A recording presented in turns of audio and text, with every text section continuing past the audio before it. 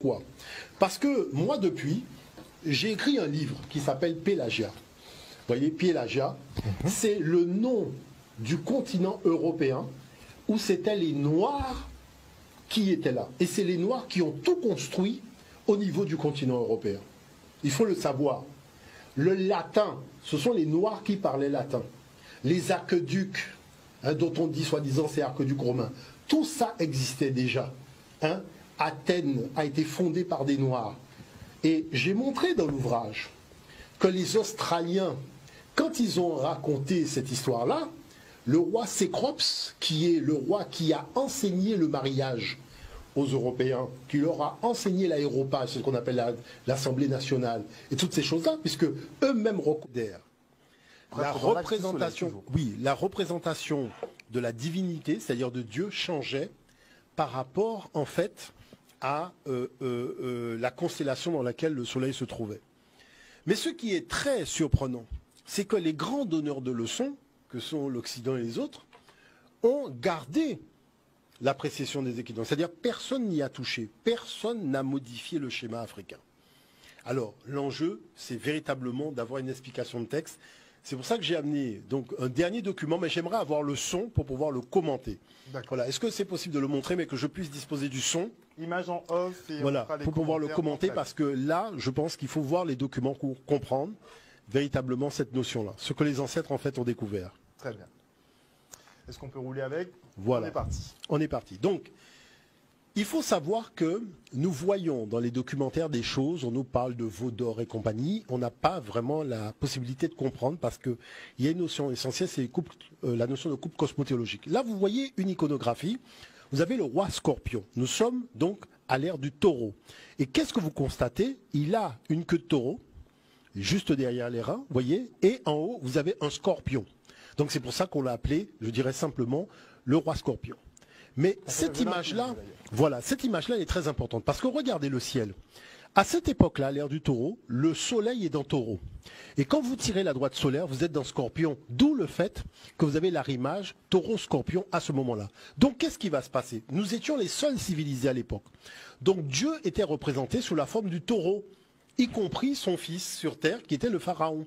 Donc, dans les temples, c'est pour ça que vous avez des représentations de Dieu sous la forme du taureau. Parce qu'il n'y avait pas d'autre peuple que les nègres à cette époque-là. Voilà les enjeux.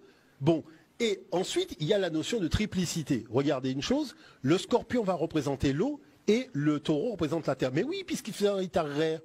Et vous avez bien vu que, faisant le rite agraire, le scorpion était au-dessus du sol.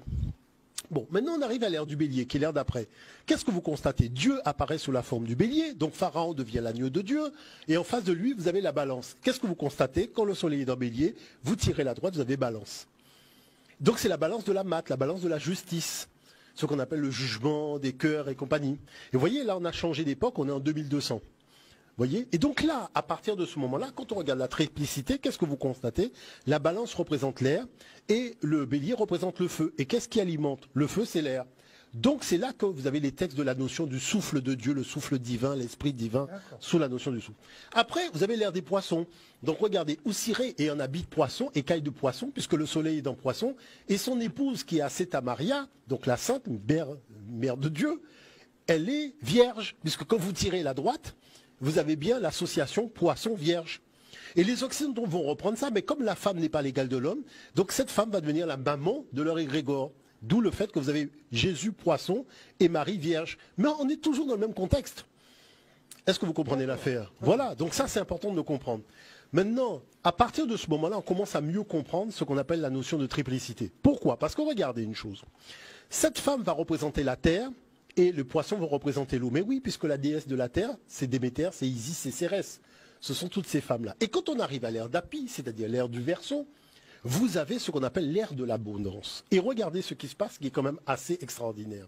C'est que le soleil, maintenant, il se positionne en Verseau. Vous tirez la droite, vous avez Lion. Donc il y a une lionne, puisque c'est un féminin, puisque c'est des couples masculins-féminins. Et qu'est-ce que ça nous dit? Ça nous dit simplement qu'à l'ère du Verseau, les injustices de l'ère du Poisson, les mensonges de l'ère du Poisson ne passeront plus. Parce qu'on est dans une ère d'harmonie.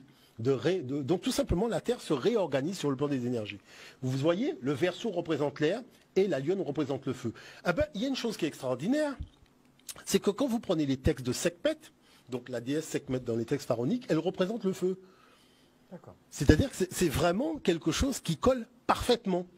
Donc ce qui veut dire que là, en ce moment, si nous étions toujours souverains en Égypte, on serait en train de déplacer la capitale. Vous comprenez ce que je veux dire par là? Donc qu'est-ce que ça montre? Ça montre qu'en réalité, il n'y a jamais eu de prophète. Il y a simplement eu en Afrique des gens qui ont fait un petit peu comme ce que j'ai fait. Moi, j'ai passé des mois avec un matelas dehors à observer le ciel. Au début, je n'y comprenais rien. Mais au bout de plusieurs mois, je me suis dit, mais c'est bizarre. On a l'impression qu'il y a un code dans le fonctionnement du ciel et que si je découvre le code, j'ai accès à un livre. Et donc, quand j'ai commencé à comprendre le ciel sous la forme de messages codés, à essayer de comprendre quel était finalement le livre, c'est comme ça que j'en suis arrivé à écrire Cosmos Genève, j'ai découvert qu'en fait, en réalité, il y a eu des gens qui ont été doués d'une intelligence extraordinaire, c'est-à-dire qui ont été capables de voir qu'au départ, il y a eu une formation, je dirais, d'un projet sur le plan stellaire. Et ce projet formalisé a donné naissance au projet matériel. Mais que la source matricielle est toujours dans le ciel. Et c'est elle qui donne le là. Et finalement, c'est pour ça que vous avez des débuts de civilisation, des fins de civilisation qui correspondent aussi à des périodes de changement d'air. Donc on voit quoi? On voit que... Alors maintenant, vous allez comprendre une chose. L'affaire du veau d'or, du taureau d'or qui va donner vaudou, c'est une escroquerie intellectuelle. Pourquoi? Parce que comme nous avons connu l'ère du taureau, les autres sont arrivés après à l'ère du bélier. Mais qu'est-ce que vous faites à l'heure du bélier? À l'ère du bélier, on se sépare des énergies de l'ère précédente. Vous voyez ce que je veux dire par là? Et c'est comme ça qu'on se retrouve avec une affaire de veau d'or à l'ère du bélier, parce que l'équipe de football de Moïse et compagnie, on était à l'ère du bélier. Mais il faut se séparer des énergies du taureau. Mais qu'est-ce qu'ils vont faire? Quand vous prenez la notion du sacrifice du premier-né, on va remplacer par un bélier.